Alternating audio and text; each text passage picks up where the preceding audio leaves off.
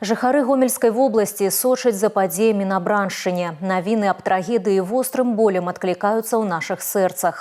Ад жыхароў рэгіёна і сябе асабіста выказваю шчырае спачуванне родным, блізкім, сем'ям, у якія прыйшло гора.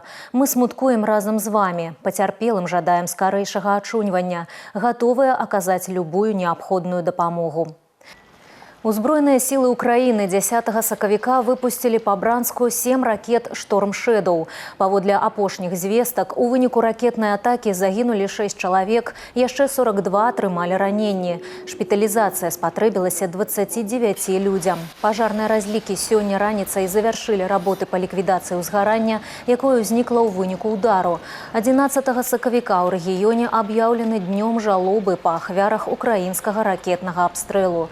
Следчы камітэт России узбудзіў справу аб тэракце.